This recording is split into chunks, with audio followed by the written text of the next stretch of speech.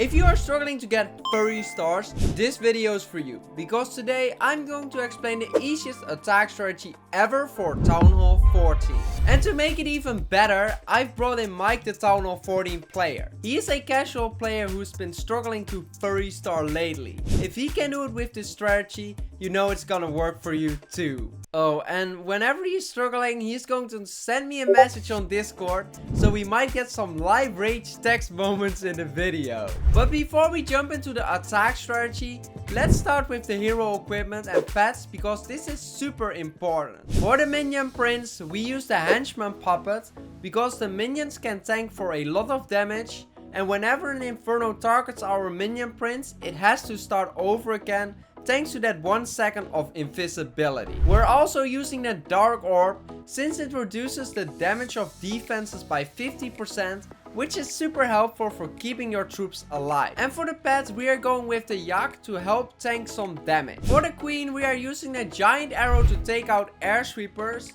so you really only need it at level 9. Oh, hold on.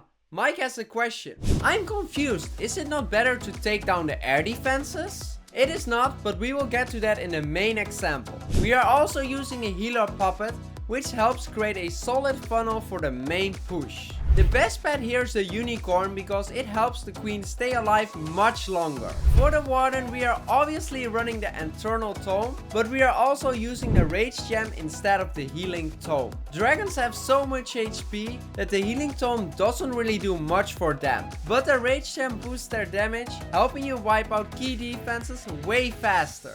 The best pet here is the electro awl, since it can save your warden from dying to a black air mine. Royal champion, the best combo is the hawk puppet and the electro boots. Oh, it looks like we have got a question. What if I don't have the electro boots? Good question, Mike. You can use either the rocket spear or the seeking shield. And we also use the lassie for the royal champion to tank for some damage. To start off, it's an absolute must to have a plan to destroy the base, and that's exactly what we will do. Our main priority is always to take the eagle down, so we will start at the top. Then we will drop our queen on the left to take out the air sweeper with the giant arrow, and she will funnel this side as well. We also place a few dragons at this gold mine to make sure we have a solid funnel.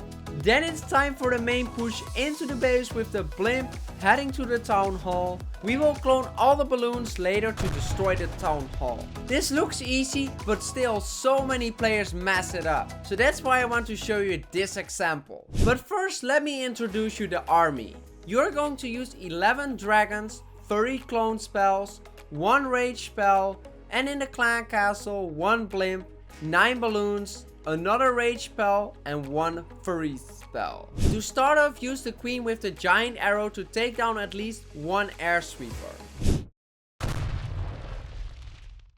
But let's get back to what Mike said. I'm confused. Is it not better to take down the air defenses? The air sweepers make it harder for the blimp to reach the town hall, and your blimp absolutely needs to get there. If you can take out an air defense along the way, that's just extra value. Remember, we are also using the queen for funneling, so our main push can go inside. And then on the other side, we drop some dragons to create a funnel, so everything is well funneled.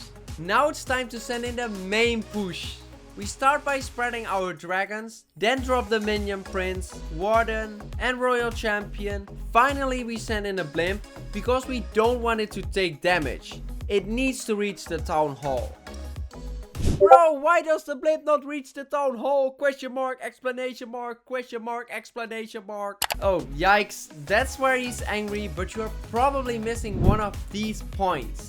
You have to use your freeze spells on the air sweeper if it's in the way of the blimp reaching the town hall. If you don't, the blimp gets pushed back, takes too much damage, and never makes it to the town hall. Or you forget to use the warden's ability right when the blimp is exiting the aura. This way the blimp won't take damage for 1 second, which makes it easier to reach the town hall. Once the blimp reaches the town hall, you need to place your rage spell and all your clone spells. Bro, also my cloned loons from the blimp die so fast. Why is that happening? Honestly, I expected this, because this is where most players mess up. They place them all in the same spot, which means a splash defense like a scatter shot can take them out pretty quickly. But you should place them in a circle slightly above each other, but not completely. I like to call it the 50-50 rule, because you have to place 50% in the clone area and 50% out of it. This way they are well spaced out and can avoid splash damage. We also use the rage spell on the minion prince, because we really want him to stay alive and deal a lot of damage. And as we speed this up, you can see that we got the furry star. But what about those annoying single infernos that could destroy your dragon super fast? That's where this next example comes in. Annoying infernos. You can see that there are furry single infernos. So first, we drop 2 dragons at the hero hall to create a funnel. Then on the other side, we take down the air sweeper that would hinder us. We also place 1 more dragon to help with funneling. Now it's time to send in all your dragons. Ok, but how do you actually deal with the single infernos? Well, I really recommend freezing the single inferno, because they can kill dragons so fast. And I highly recommend using your minion prince ability to reduce the damage from the infernos. You can see the blimp is going to the town hall. Now you can drop all your clone spells, but make sure you follow the 50-50 rule. Thank you so much, bro. I was finally able to furry star in my war attacks.